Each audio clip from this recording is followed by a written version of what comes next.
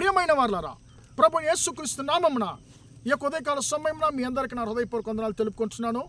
ఈరోజంతా కూడా మీరు చేయబోయే అన్ని విషయాల్లో దేవుని హస్తము మీకు తోడై ఉండి మీకు జయాన్ని కలుగు చేయనుగాక.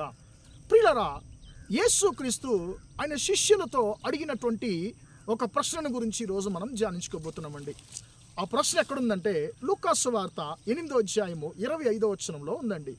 ఆ యొక్క వచనంలో యేసుక్రీస్తు అడిగేటువంటి ప్రశ్న ఏంటి? మీ విశ్వాసము ఎక్కడ అని తన శిష్యులతో అడుగుతున్నాడండి. ప్రియులారా, ఈ యొక్క ప్రశ్నను యేసుక్రీస్తు తన శిష్యులతో అడగడానికి కారణం ఏంటి మనకు బాగా తెలుసండి. యేసుక్రీస్తు తన శిష్యులతో ఆయన ధోనిలో ఆయన ప్రయాణం చేస్తున్నాడు. ప్రియులారా, నేను అనుకుంటున్నాను యేసుక్రీస్తు అక్కడ ధోనిలో ప్రయాణం చేస్తున్నాడు. యేసుక్రీస్తు యొక్క ధోని యొక్క ముందు భాగంలో ఉన్నాడు. శిష్యులు కూడా అక్కడ ఉన్నారు. ప్రియులారా, యేసుక్రీస్తుతో శిష్యులు మాట్లాడడము వారు వదిలిపెట్టి తమతో అంటే వాళ్ళ లోపల వాళ్ళు మాట్లాడుకొని ఉంటారు. యేసయ్యను వదిలిపెట్టి ఉంటారని నేను అనుకుంటున్నానండి. యేసయ్యతో మాట్లాడడం వదిలిపెట్టి వారు తమలో తాము మాట్లాడుకొని ఉంటారు అని చెప్పి నేను అనుకుంటున్నాను. కాబట్టి యేసుక్రీస్తు ఏమనుకుంటున్నాడు? నాతో వీరు మాట్లాడలేదు కాబట్టి నేను ముందు కాదు, నేను వెనక్కి వెళ్ళిపోతానని చెప్పి ఆయన ఏం చేస్తున్నాడు? వెనక్కి వెళ్ళి ఆ యొక్క ధోని యొక్క వెనక వైపు వెళ్ళి ఆయన నిద్రపోయేది మనం చూస్తున్నామండి. ప్రియులారా, యేసుక్రీస్తు ఎంతవరకు ఆ ధోని యొక్క ముందు భాగంలో ఉన్నాడో అంతవరకు వారికి ఏ ప్రమాదం రాలేదు, ఏ తుఫానా, అలలు, గాలి ఏమి రాలేదండి. ఎప్పుడైతే యేసయ్య ముందు భాగం నుంచి వెనక్కి వెళ్ళిపోయాడో వెంటనే అక్కడ సముద్రంలో భయంకరమైనటువంటి తుఫానా, గాలి, అలలు ఆ యొక్క ధోని మీద కొడుతున్నాయి, విసిరి కొడుతున్నాయి. వెంటనే శిష్యుల భయం వచ్చేస్తుంది. ప్రియులారా, ఇప్పుడు వారికి భయం రావడానికి కారణం ఏంటి? వెంటనే యేసు దగ్గరకు వచ్చి లేపుతున్నారు. అయ్యా, మేము నశించుచున్నాం బోధకుడా, అసలు నీకు దిగులు లేకుండా బాధ లేకుండా నిద్రపోతున్నావు అని చెప్పి ఆయన లేపుతున్నారు. ఆయన లేచి ఆ గాలి సముద్రాన్ని గద్దించాడు. వెంటనే అవంతా కూడా నిశ్శబ్దమవుతున్నాయి. ఒక మంచి నిశ్శబ్దము అక్కడ కలిగేది మనం చూస్తున్నాం. ప్రియులారా, అప్పుడు యేసుక్రీస్తు శిష్యులతో అడుగుతున్నాడు, మీ విశ్వాసం ఎక్కడ? ప్రియులారా, ఇక్కడ మనము గమనించవలసింది ఏంటంటే, ఇక్కడ ఈ యొక్క గాలి, తుఫాను ధోని మీద కొట్టడానికి, అలలు ఆ ధోనిని ముంచివేయడానికి ప్రయత్నం చేయడానికి కారణం ఏంటంటే ఏమిటి? మొట్టమొదటిగా మనం గమనించాల్సింది యేసుక్రీస్తు ముందు ఉండవలసినటువంటి యేసుక్రీస్తు ఆయన ముందు లేడు, వెనక్కి వెళ్ళిపోయాడు. ప్రియులారా, మన జీవితంలో యేసుక్రీస్తు ఎక్కడున్నాడండి? మన యొక్క జీవితం అనేటువంటి నావ యొక్క ముందు భాగంలో ఉన్నాడా, లేకుంటే వెనకున్నాడా? మన జీవితం అనేటువంటి నావలో, ధోనిలో యేసుక్రీస్తు ఎప్పుడు ముందు భాగంలో ఉండాలంటే ఆయనతో మనం మాట్లాడేవారిగా ఉండాలి. ఆయనతో ఐక్యత కలిగిన వారిగా మనం ఉండాలండి. చాలామంది క్రైస్తవులు ఈరోజు తమ జీవితంలో యేసయ్యను ముందు కాదండి వెనకుంచేస్తున్నారు. కాబట్టి అనేక సమస్యలకు వారు గురి అవుతున్నారండి. ఈరోజు మనం ఆలోచించవలసిన ముఖ్యమైనటువంటి కార్యం ఏంటంటే, మన జీవితంలో యేసయ్య ముందున్నాడా లేకుంటే వెనకున్నాడా?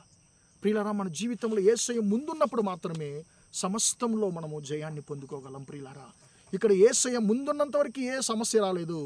యేసయ్య వెనక్కి ఆయన వెళ్ళిపోయిన వెంటనే సమస్యలు కలుగుతున్నాయి, భయంకరమైన తుఫాను వచ్చేస్తుంది. ప్రియులారా, రెండవదిగా మన జీవితం మనం ఆలోచించవలసింది, శిష్యులు భయపడుతున్నారండి, ఎక్కువగా భయపడుతున్నారు. వారు భయపడడానికి కారణం ఏంటి? యేసుక్రీస్తు వారు ప్రయాణం చేసేటువంటి ధోనిలోనే యేసుక్రీస్తు ఉన్నాడు, వారున్న ధోనిలోనే యేసుక్రీస్తు కూడా ఉన్నాడు. ఆయన తండ్రి, కుమార, పరిశుద్ధాత్మ త్రియేక దైవం మనకు దేవుడు. ఆయన యొక్క లోకాన్ని సృష్టించినటువంటి దేవుడు. ప్రియులారా, సృష్టిలో యేసయ్యకు ముఖ్యమైనటువంటి ఒక పొజిషన్ అంటే ఆయన కూడా సృష్టిలో ఆయన సృష్టికర్తగా ఉన్నాడు. ప్రియులారా, ఇప్పుడు అలాంటి సృష్టికర్త అయినటువంటి దేవుడు ఆయన ధోనిలో ఉన్నాడండి. సముద్రాన్ని సృష్టించిన దేవుడు ఈ సముద్రంలో వెళుతున్నటువంటి ధోనిలో ఆయన ప్రయాణం చేస్తున్నాడు. సృష్టికర్తను ఆయన ద్వారా సృష్టించబడినటువంటి సముద్రము మృంగివేయగలదా? అది జయించగలదా? అది వారు గ్రహించాలి, కానీ వారు దాన్ని మర్చిపోయారండి. యేసుక్రీస్తు ఎలాంటి వాడు, ఆయన సృష్టికర్త అనేటువంటి దాన్ని మర్చిపోయారు, యేసయ్యను మర్చిపోయారు. కాబట్టి వారి జీవితంలో భయము, అవిశ్వాసం వచ్చేస్తుంది. పిల్లరా, ఈరోజు మన జీవితంలో మనము అన్నిటికీ భయపడుతున్నాము, చాలా విషయాలకు భయపడుతున్నాము. కారణం ఏంటంటే మన యేసయ్య మన యొక్క బ్రతుకు నావలో మనతో ఉన్నాడు అనేటువంటి దాన్ని మనం మర్చిపోతున్నామండి.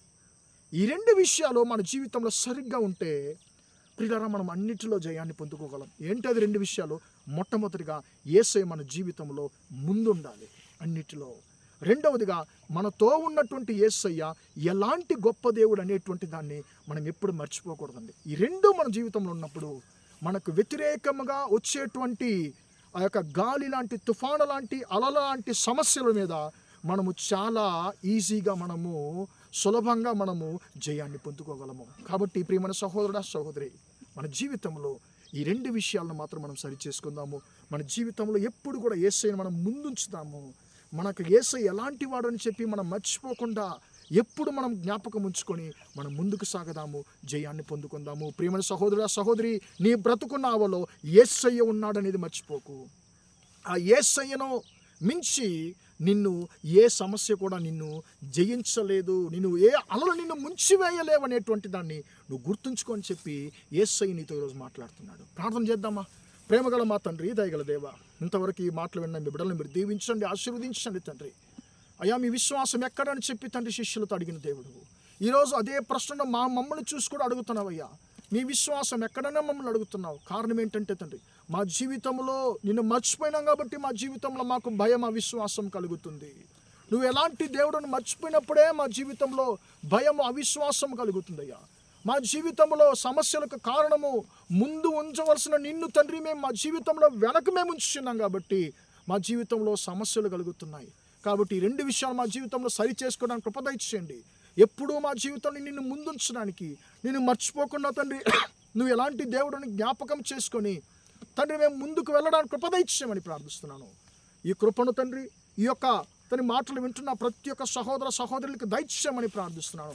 వారికి విరోధముగా తండ్రి యేసయ్య స్తోత్రం తండ్రి క్రియ చేస్తున్నటువంటి తండ్రి సాతాను క్రియలు తండ్రి సమస్యలు తండ్రి సాతాను తీసుకొస్తున్న ప్రతి ఒక్క సమస్యలను యేసు నామములో సముద్రాన్ని గద్దించిన దేవుడవు, వాటిని గద్దించి వారి జీవితాన్ని లయపరిచి వారికి నెమ్మది కలుగజేయమని ప్రార్థిస్తున్నాను. యేసు నామములో తండ్రి మీ బిడ్డలు మీరు దీవించి ఆశీర్వదించమని యేసు క్రీస్తును ప్రార్థిస్తూ అడిగి వేడుకొంటున్నాను తండ్రి. ఆమేన్, ఆమేన్. ప్రియులారా, దేవుడు మిమ్మల్ని దీవించి ఆశీర్వదించును గాక. Praise the Lord, praise the lord.